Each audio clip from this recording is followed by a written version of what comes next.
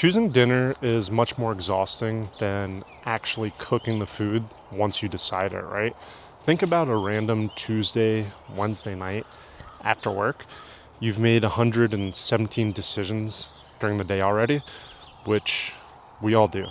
Whether you're working full time, running your business, hybrid role, you're a full-time mom or dad, whatever it may be, there's tons and tons of decisions all day that just drain your energy bit by bit by bit.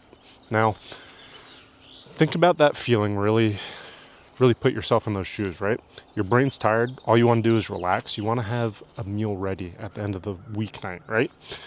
The question that we all come into is, what's for dinner? Everyone hates that question because it's on our mind at 4 o'clock or so every day when we're getting towards that dinner time. Now, think about when you're looking for a recipe. What do? You scroll endlessly on TikTok, Instagram, Pinterest, whatever it is, right? Or you're looking across the endless void of the internet, saving websites that you'll probably never come back to, or you'll find a recipe blog that has a few miles of ads. Whatever it may be, it kind of sucks, right? You could also even go the more old school route and use a cookbook. But even then, there's hundreds and hundreds of recipes to choose from. There's a ton of pages. You have to figure out whatever system works for you to bookmark it, come back to it, figure out if you like it or not. It's kind of a pain in the ass, to be completely honest, right? Too many choices, it just kills that mental energy. It leads to, sleeping bad at night. That means you're going to wake up with less focus and clarity. You're probably not going to hit your morning workout hard if you're a morning workouter, which I am. I recommend you do if you're not. And it's going to just compound into worse decisions for the rest of the day, whether it's in your job, your family life, personal life, social life, etc. It just compounds into worse and worse. It becomes a decision problem. The goal is turning dinner into a system that you can repeat week to week to week, build off of every month and every year, and become an absolute just productivity machine, right? Whatever that means for you. Now, 10 minutes planning on a Sunday morning is going to provide an ROI for the rest of your year more than anything else in terms of meal planning. Now, the old school mindset was to sit down Sunday, figure out some groceries, get a bunch of groceries, spend like 5-6 hours meal prepping 21 meals for the week. Throw that old school thinking out the door. Like, it's garbage. It's not going to work. You're going to get sick of the meals by Wednesday. They'll get mushy in the fridge. Nobody likes that. You just kill your whole Sunday doing that, right? So instead, you're going to take a look at your schedule. I want you to sit down with a notepad, laptop, whatever your medium is. You're going to look at your week schedule ahead. If you have more than one person in your household, speak to them too. Figure out your week. It takes maybe 2 minutes, right? For instance, my wife this week is traveling for work, so I only have to meal plan for myself. The following week, maybe she goes in once, maybe like a Wednesday to work or something like that, and I think we have a social outing the following Friday. And I think I have something one morning. So immediately that morning and 2 dinners, we're not worried about meal planning those. And more likely than not, we're going to have one planned takeout or delivery, one night or 2 even during the week if we're feeling saucy, right? So right there, that takes, what's the math on that? 5 or 6 meals out of the equation instantly. That's what happens when you figure out your week first before you even think about your meals or your meal planning, so to speak.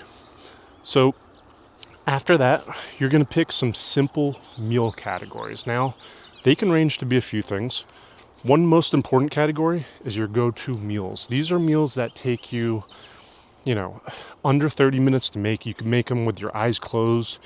You barely even have to make a grocery list for them. Or maybe you have staples on hand. Like, for instance, one of my main go-to meals, which you probably heard me talk about before, is overnight oatmeal for breakfast. Almost always, 100%, 110% of the time, I have oat milk on hand, some chia seeds, some berries, stuff like that, so I can make them on any given day.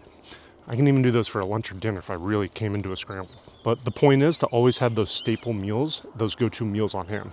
Another version of a meal category might be more of an experimental fun meal. Sometimes my wife's scrolling on social media. She finds something really cool to cook that I haven't even tried myself.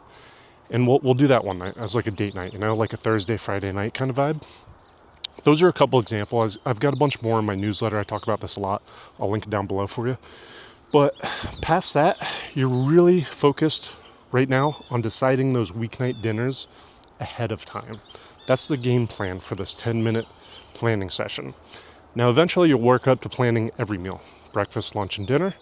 But right now, I want you to focus on those weeknight dinners. That's what 90% of people talk to me about. Their issues is that weeknight dinner fatigue, that what's for dinner question we all hate.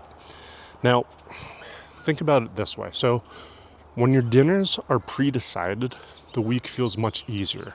The brain relaxes knowing that dinner's handled. And by making these meals repeatable each week with nothing fancy, it makes it achievable to do every single week without fail. For instance, Monday, marinara Monday for my household. Tuesday, sometimes Taco Tuesday, but we really just do like a Spanish Mexican inspired dish, usually tacos. Wednesday we do sushi and Survivor. Thursday we usually do a stir fry or like an experimental meal. And Friday we typically eat out, try to do something fun, or we just order pizza. So there's variations of it, but sticking to some kind of template for each weeknight dinner makes it 10 times easier to achieve. Now, the key takeaway, if you take away nothing else from this, is that simple, repeatable meals beat creativity every single night. You're not trying to be the next Gordon Ramsay or the next TikTok chef. Like, just make it easy. Make your life easy. Once you get past the easy, sure, you could do a medium hard mode if you want, but don't do it much. Keep it really, really easy. Now, remember, less dinner decisions equals more energy for everything else.